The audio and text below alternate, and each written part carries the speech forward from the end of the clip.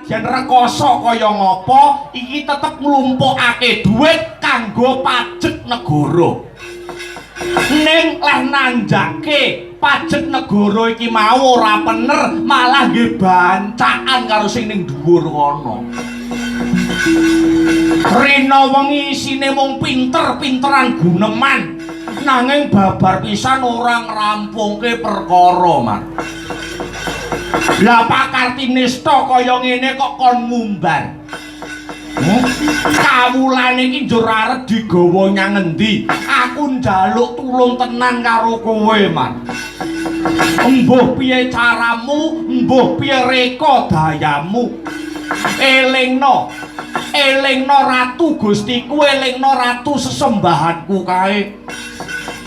Iki mengko yen sing ngelingke pamonge satriya tanah Jawa, mbok menawa bakale ana padhanging lelakon.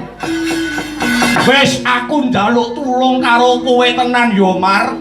Aku tak lereng lehku dadi togok yen nganti ora bisa gawe katentreman, aku pasrah bongkokan karo adikku Semar.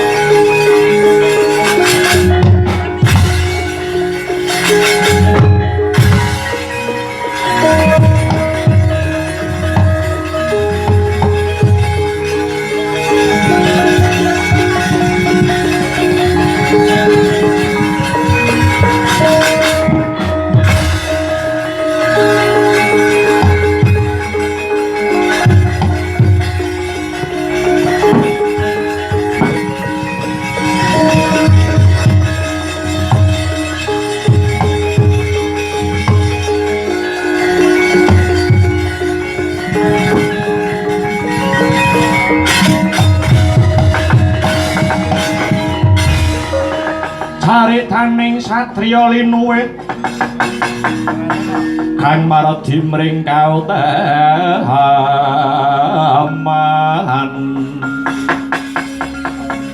tan pegat mring pangestune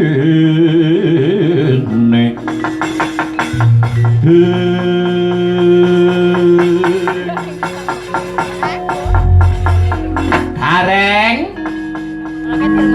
wonten dawuh Bapak tanpa lidah sinambung tanpa banyu tinalang mestine kupingmu krungu dhewe senadyan to anak-anakku mung ngrungokke ana ing pepungkuran ndak kira wis mudeng apa sing dirembuk dening Pak Demu Togog Tejo Mantri. Aku ngrumangsani wis tuwa Gareng, aku ngrumangsani Semar ngrumangsani wis ora dadi bocah enom. Arep jangkake sikil iki rasane abot banget. Entong-entong rasane wis ra karuan.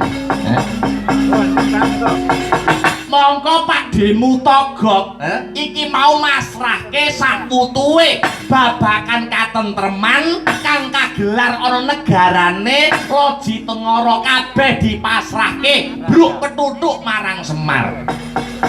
Gareng, kowe anake sapa? Anake Bapak Semar. Kewajibane anak marang wong tuwa kepriye? Bangun miturut apa sing dadi perintahe bapak, bangun miturut apa sing dadi perintahe wong tuwa. Nek aku kandha ngalor, Gareng mesti ngaler. Nek aku kandha ngidul, Gareng mesti kemawon ugi ngidul. Gareng dina iki budhal ning Loji Tengara, tentremno kahanan Loji Tengara.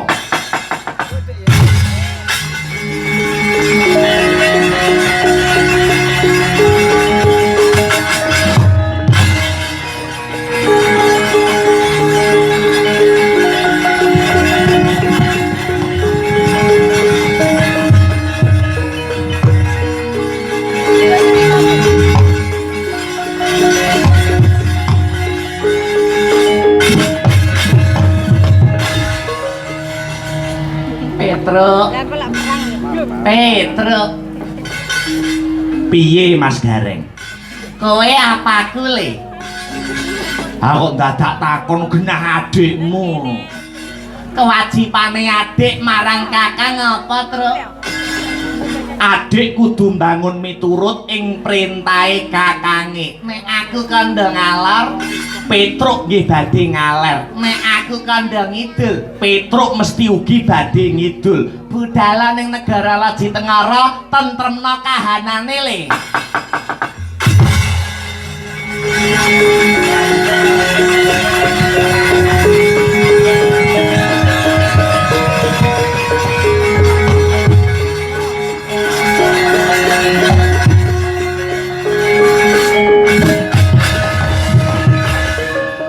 Kowe apaku, Truk? Kuwalik. Kuwalik. Loh, mosok kuwalik? Kuwalik. Mosok. Gom, nun. Kowe apaku? Adikmu. Kewajibane adi nyang kakang iki kepiye? Kakang kudu manut ing reh perintahe adike. Mangkato ning Loji Tengara, Truk. Kusik ta, kusik. Kusik ta. Mangkato, kusik lungguh sik. Ki ndak kuwalik to. Piye? Kuwalik piye? Kowe apaku? Aku adikmu. Kewajibane adik nyang kakang, kakange kudu manut ing reh perintahe adike mergo adike jek cilik. Ana tetembungan yen wani aja wedi-wedi, yen wedi aja wani-wani. Yen pancen kowe moh mangkat, Petruk tak sing budal dhewe. Wadene kok nganti aku tekaning pati diajar disiksa karo wong-wong negara Loji Tengara.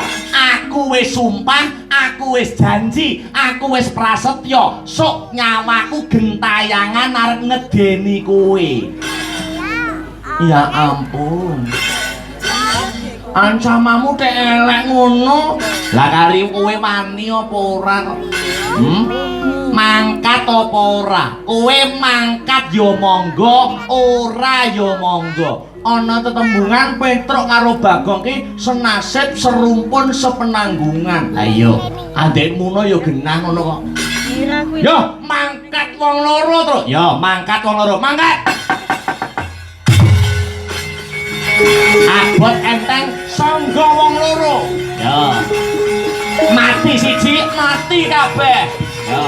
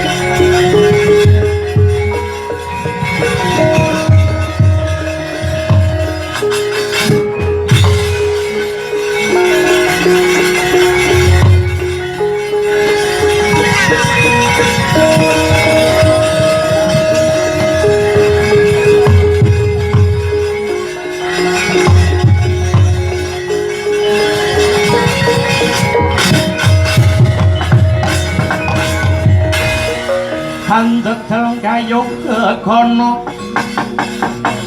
Ori sang Rama Daya Patyana yaksa gungcang krama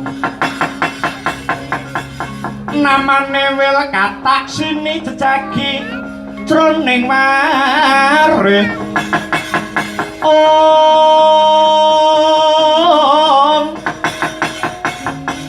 Badha kolam tanpa tuwuk mina-mina drojaladri mila gugu saben ari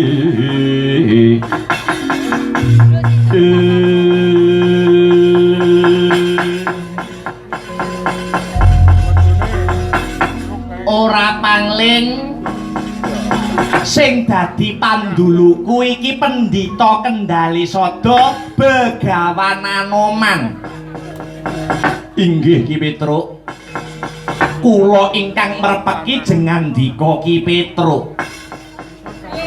Anoman nak padha slamet to, Man? Inggih, awit pangestunipun Ki Bagong wilujeng nir ing Sambikala. Ana wigati apa, Man? Kok merepeki karo Petruk kantong bolong nuwun pangapunten Ki Lurah. Bot-botipun nampi dawuh saking pepundhen kula Ki Badranaya.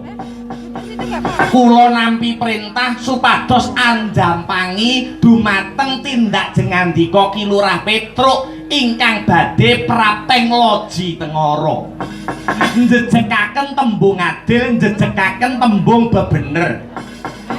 Pramila saking menika Ki Lurah sampun wasu melang ing penggalih kula ingkang badhe ngreksa dumateng kayuwanandika tuwin kayuwananipun Ki Lurah Bagong. Wah, matur suwun lho, Man.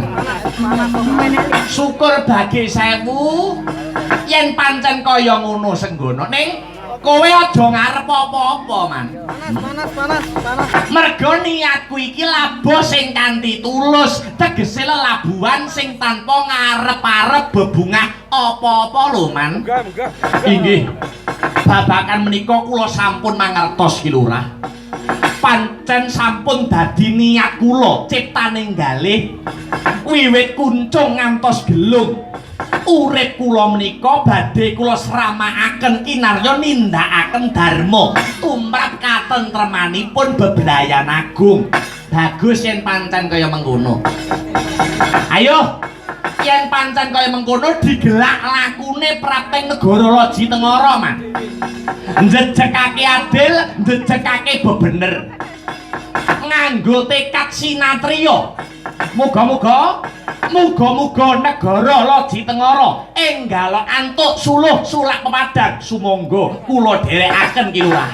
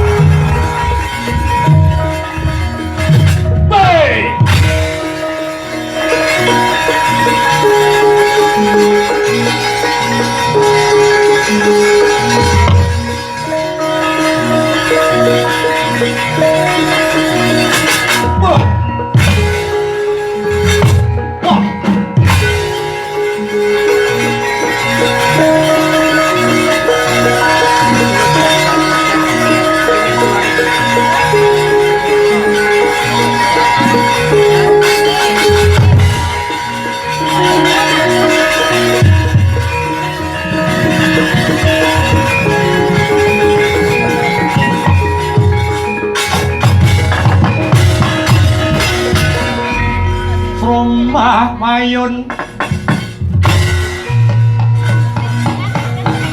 Sang Yaksendra Kura rupa mangsa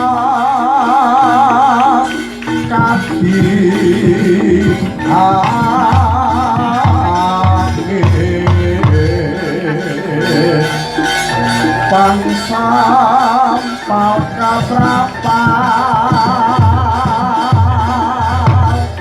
selo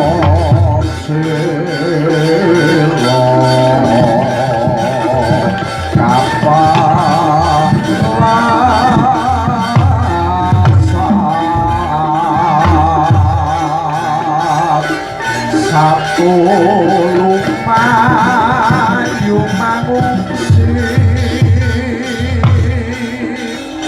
kagiatan kudo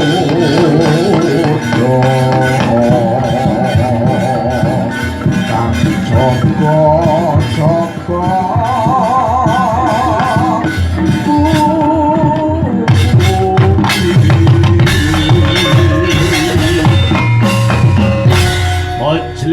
bojleng iblis laknat padha jek-jekan. Yen ora sisip sing dadi panduluku, iki ana wanara kusika seta tegese ana kethek sing rupane putih, wani mlebu ana wilayah kraton Loji Tengara. Lamun kowe bisa tata jalma menungsa, sapa sing dadi aranmu, Wanara? Mburi saka pertapan Kendali Sada. Jenengku Begawan Anoman. Bali takon jenengmu sapa? Barongan. Warangka dalem Praja Loji Tengara, Yaksa Dahuru sing dadi aranku. Dene aranku Adipati Salokat Katut Mbarat. Musik. Kowe sajake kaya duweni niat sing kurang prayoga. Duwe karep apa kowe mlebu ana wilayah Kraton Loji Tengara kene, Wanara? Blaka Suta blak kutang terus terang. Tekaku mrene ora saka prentuling atiku dhewe. Nanging Begawan Anoman nampa laporan saka warga kawula dasih kang mapan ana negaramu, negara Loji Tengara kene. Yen to ratu gustimu kuwi duweni watak angkara murka, adigang, adigung tur adiguna. Apa ya ngono, Yaksa Dahuru? Kowe urusane negaraku. Kowe wong jaban rangkah ora wenang nyampuri perkarane wong-wong negara Loji Tengara. Ora usah melu-melu celeng boloten kebolatengen, Pusik. Sipate ratu kuwi kudu ngayomi karo kawulane. Ora kok malah ngidak-ngidak kang sarta nyiksa panandhange para kawula dasih. Kuwi jenenge panguwasa kinarya gada. Mula wigatine Begawan Anoman prapteng negara Loji Tengara kene mung bakal nganti, mung bakal ngajak. Ayo para pejabate negara Loji Tengara klebu sak patihe, sak ratu gustine supaya nindakake dharmane dhewe-dhewe tanpa singlar saka bebener, tanpa singlar saka kautaman. Lamun tumindake ratu sak patihe lan kabeh para pejabate negara Loji Tengara ora gelem diowahi, ora gelem didandani, tetep beguguk kutha waton, tetep daksya marang para kawula. Ora kok Begawan Anoman meden-medeni ki ora. Negaramu kene jagang ana sing jero, beteng ana sing kandel. Ora nganti setunggal dina Loji Tengara bakal rata padha bumi. Adipati Salokat Gatut Barat cekeleng monyet elek siji iki.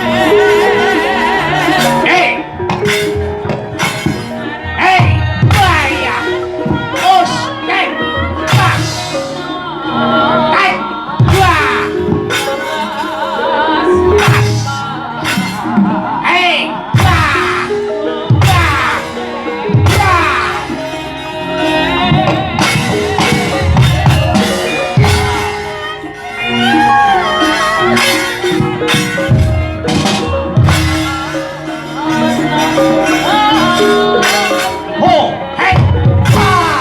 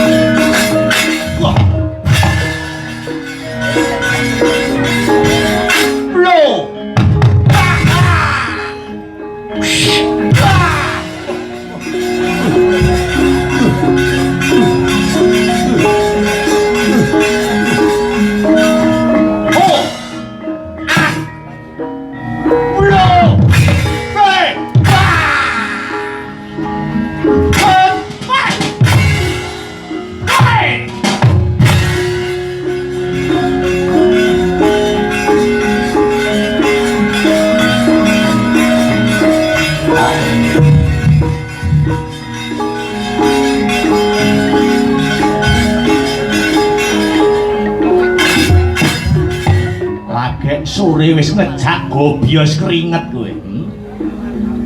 Bot-bote golek pasaran ning Gandri.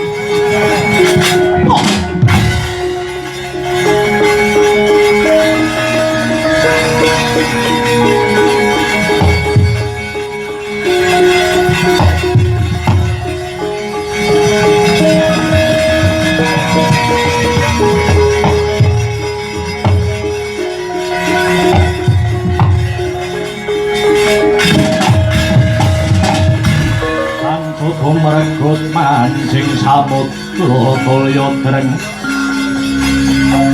wiraganya legawa banyu sumaput ing wentis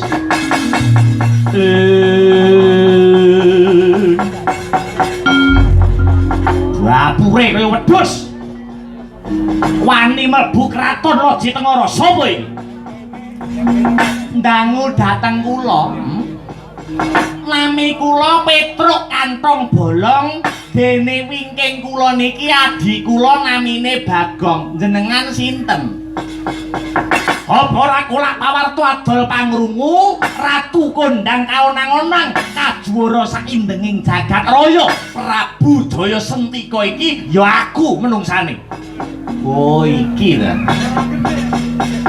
Prabu Jaya Sentika dina iki isih tinarbuka lawang mertobat kanggo panjenenganmu mula tetep ana darmane Kanalendran sing kudu berbudi bawa leksana berbudi iki tegese seneng geganjar ngula wisuda bawa leksana apa kang kawedar kudu kelakon yen iya ya iya yen ora ya ora wis kesuwen udakara 32 taun bangsamu dhewe mok idak-idak merga saka panguwasamu sing ngumbar marang tembung angkara murka mula dina iki Prabu Jaya Sentika mula dina iki syukur yen kena tak elikke ewadene ora kena tak elikke detik iki uga kowe kudu lengser saka kursi kelungguhan Ratu Raja Tengara weh lah lagi beng dengkleh ragamu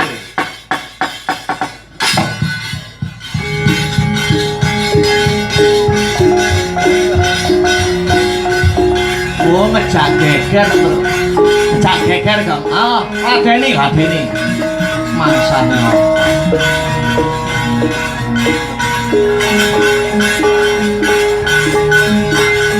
senurit hei wah wis hei wah sundel kang oke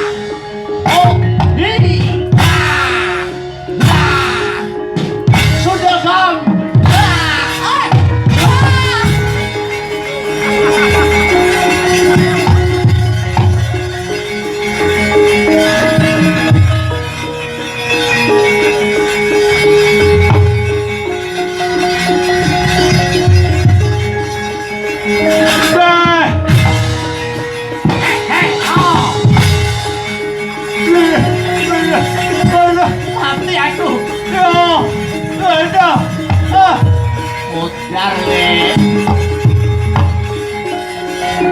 Wah. Wah, ayo. Ayo mati aku sambat to kowe. Ayo.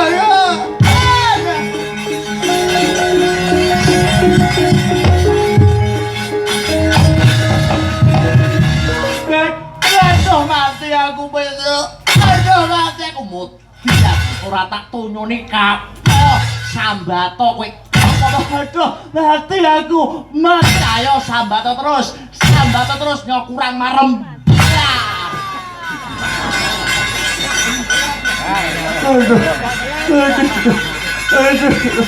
Aduh aku njaluk urip.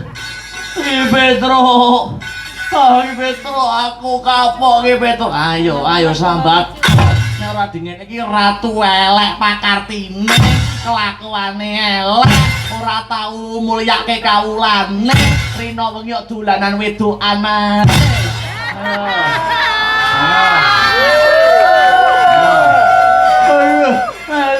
Ayo sambat to kowe. Aduh, mati Ki Petro, mati Ki. Lho, ngetok. Ngapa kok ngetok ngece to? Ngece. Aku ngono mangsane kleru. Aku ngono mangsane luput aku sing dosa. Ayo, dosa tenan ora? Aduh. Ngetok. Ben aku bong. Ngetok nek. Matamu ya aku sing mesti cepet. Aku ora ketok. Nek ngene iki aku ora ketok bojone tangga apa bojone dhewe wis ndak ketok aku. Nek wis mendem ngene iki kabeh penak. Lambemu ayo.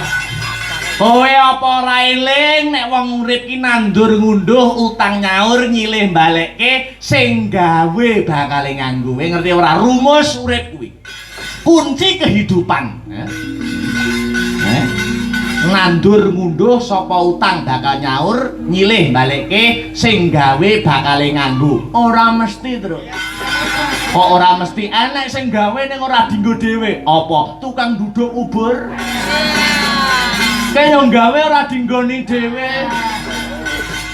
Tangkemmu. Aja mbok tinggal kayak ucul, cake ucul gitu. Ora, ayo.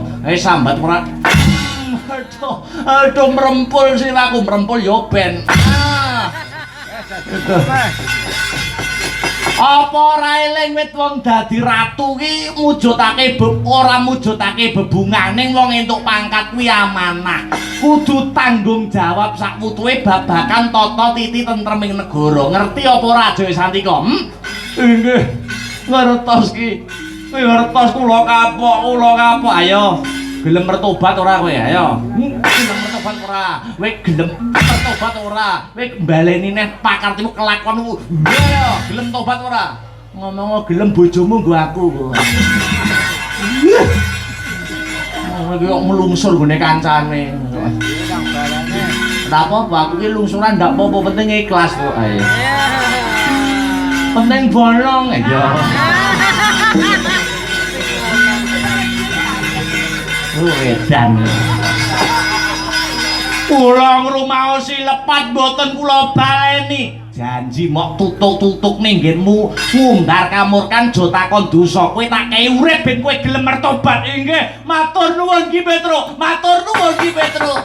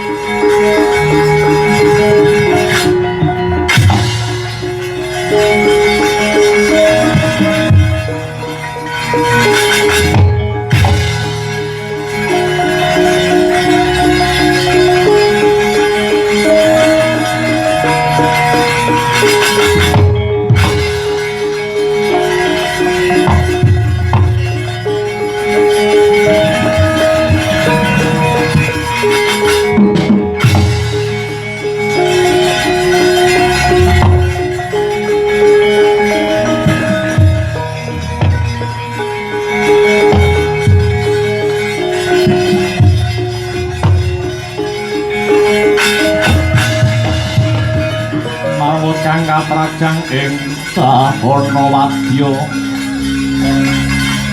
sanggep keprabon prang kang obro markota iki sapa iki kok dampyak mara nggonku menawi Ki Petruk ndangu dhateng kula niki kalian teng wingking kula niki kumpulanipun lurah-lurah ingkang ke bawah wonten ing negari Loji Tengara mriki.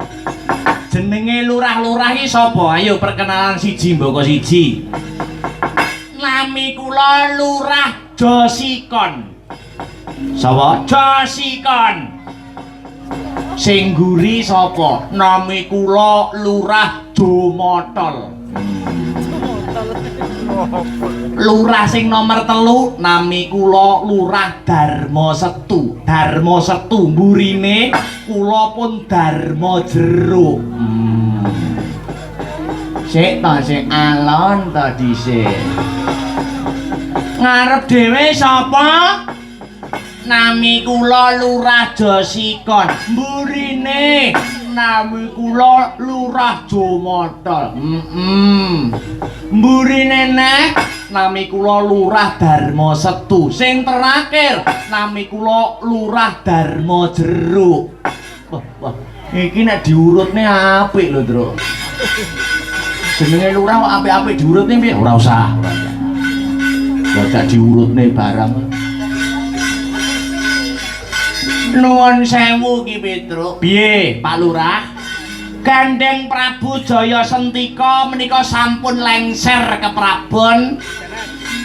Ateges dampar ke Prabon